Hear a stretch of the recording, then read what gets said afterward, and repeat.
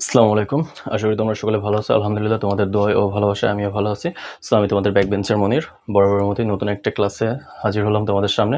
So আজকের ক্লাসে তোমাদেরকে জানাই সুস্বাগতম। তো তোমরা হয়তো ইতিমধ্যে বোর্ড দেখে বুঝতে পারছো যে আজকে আমাদের টপিকসটা মূলত কি নিয়ে। হ্যাঁ, আজকে টপিকসটা হচ্ছে অধ্যায় ১ এর বিভিন্ন ধরনের অর্থনৈতিক ব্যবস্থা নিয়ে। এই বিভিন্ন ধরনের অর্থনৈতিক ব্যবস্থা সম্পর্কে হচ্ছে মূলত আজকে আমাদের আলোচনা এবং ব্যাখ্যা। তো ক্লাসটা না টেনে আমরা সম্পূর্ণটুকু দেখার চেষ্টা করব এবং যে এখনো পর্যন্ত আমার পেজটা ফলো করে নেয় তাড়াতাড়ি করে ফলো করে নাও, কেননা এমন সুন্দর সুন্দর ভিডিও পেতে বা ক্লাস পেতে অবশ্যই আমার পেজটা ফলো করে সাথে থাকতে হবে। তো চলো আজকে আমরা আমাদের ক্লাসে চলে যাই। তো বিভিন্ন ধরনের অর্থনৈতিক ব্যবস্থা, বিভিন্ন ধরনের বলতে কি বোঝানো হচ্ছে, মানে একের অধিক। যদি একটা বলতো তাহলে বিষয়টা আলাদা থাকতো, কিন্তু এখানে আমাদের বলা হয়েছে যে বিভিন্ন ধরনের অর্থনৈতিক ব্যবস্থা। অর্থনৈতিক ব্যবস্থাটা কি, মানে অর্থটাকে আমরা কিভাবে কাজে লাগাবো, কোন মাধ্যমে কিভাবে আয় হবে, কিভাবে ব্যয় হবে, এই যে ব্যবস্থাগুলো বা এই যে পদ্ধতিগুলো, এগুলো কয়টি মাধ্যমে হয়ে থাকে, ঠিক আছে, সেইটা হচ্ছে মূলত কথা। তো আমাদের বাংলাদেশে মূলত হচ্ছে 4টি মাধ্যমে হয়ে থাকে। নাম্বার 1 ধনতান্ত্রিক বা বাজার অর্থব্যবস্থা, নাম্বার 2 হচ্ছে সমাজতান্ত্রিক বা নির্দেশমূলক অর্থব্যবস্থা, নাম্বার 3 মিশ্র অর্থব্যবস্থা এবং নাম্বার 4 লাস্ট হচ্ছে ইসলামিক অর্থব্যবস্থা। তো এর ভিতর থেকে আমাদের বেশি ইম্পর্টেন্ট কোনগুলো একটু দাগায় নাও। নাম্বার 1 ধনতান্ত্রিক অর্থব্যবস্থা, মিশ্র অর্থব্যবস্থা এবং নির্দেশমূলক অর্থব্যবস্থা। এই তিনটা হচ্ছে আমাদের বেশি ইম্পর্টেন্ট, ঠিক আছে। তার ভিতরে অধিক ইম্পর্টেন্ট হচ্ছে ধনতান্ত্রিক, যেটা 3 স্টার দিচ্ছি, এবং মিশ্র। এই দুইটা হচ্ছে আমাদের আসে সৃজনশীলে।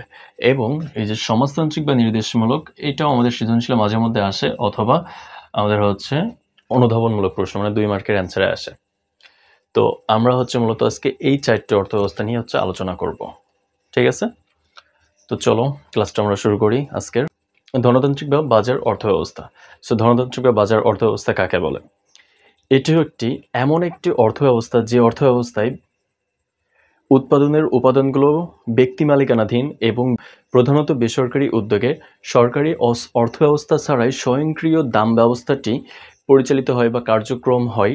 এমন বাজার ব্যবস্থাটাকে আমাদের হচ্ছে ধনতান্ত্রিক বা হচ্ছে পুঁজি বাজার ব্যবস্থা বলা হয়।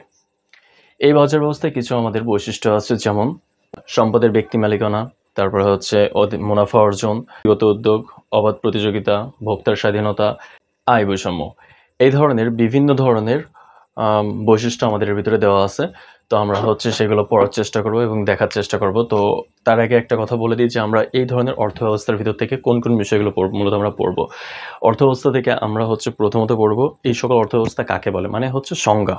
তো সংজ্ঞাগুলো মুখস্থ করব এবং ওই সংজ্ঞাটা বলতে কি বোঝায়, মানে সমাজতান্ত্রিক অর্থব্যবস্থা বলতে কি বোঝায়, জাস্ট কিছুটা একটা ব্যাখ্যা, এবং যতগুলো বৈশিষ্ট্য আছে আমরা সবগুলো বৈশিষ্ট্য জানার চেষ্টা করব, কারণ আমাদের ঘ নম্বরে লেখার জন্য আমাদের অবশ্যই এগুলো বৈশিষ্ট্য দিতে হবে। তো আমরা যদি বৈশিষ্ট্যগুলো মুখস্থ না করি তাহলে সেক্ষেত্রে আমাদের এটা অ্যান্সারটা ভুল হবে। তো এখান থেকে আমাদের ম্যাক্সিমাম অন্তত এক সেট সৃজনশীল আসবেই, ঠিক আছে।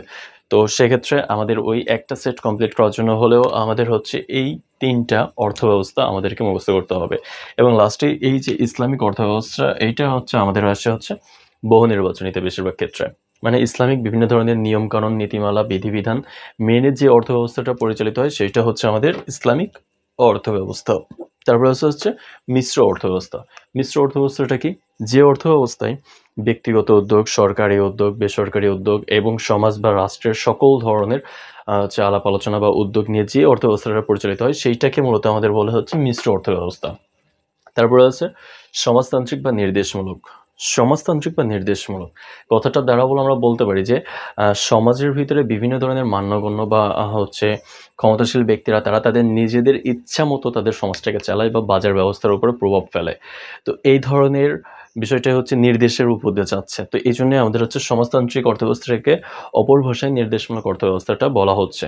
তো আমরা এটাই বলতে পারি যে যে অর্থব্যবস্থার ভিতরে সমাজতান্ত্রিক এবং সমাজের বিভিন্ন বা রাষ্ট্রের মানুষের কথা দ্বারা যে অর্থব্যবস্থাটা চালিত হয় সেইটাকে মূলত আমাদের বলা হচ্ছে সমাজতান্ত্রিক বা নির্দেশমূলক অর্থব্যবস্থা। তো এইটাই ছিল আজকে তোমাদের সাথে আমার ক্লাস, এবং প্রথম অধ্যায়ের এটাই হচ্ছে আমাদের লাস্ট টপিক ছিল। তো ক্লাসটা কার কাছে কেমন লেগেছে অবশ্যই কমেন্টসের মাধ্যমে জানাবা, এবং প্রথম অধ্যায় কে কোথায় বেঁধে আছো মানে কে কোথায় বুঝতে পারোনি ভালোভাবে সেটা অবশ্যই কমেন্টসের মাধ্যমে জানিয়ে দিবা। এবং আগামী দিন থেকে প্রথম অধ্যায়ের বিভিন্ন ধরনের সাজেশন বা নোট পেয়ে যাবা। তো সব কিছু পেতে হলে অবশ্যই আমার পেজটাকে ফলো করে সাথে থাকতে হবে এবং যে যেখানে যেটা বুঝবে না অবশ্যই কমেন্টসের মাধ্যমে জানিয়ে দিবা এবং পরবর্তীতে আমরা চলে যাব দ্বিতীয় অধ্যায়।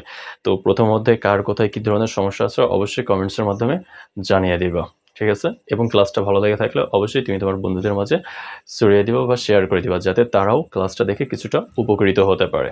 সো দেখা হচ্ছে নতুন কোনো ভিডিওর মাধ্যমে নতুন কোনো আলোচনা নিয়ে।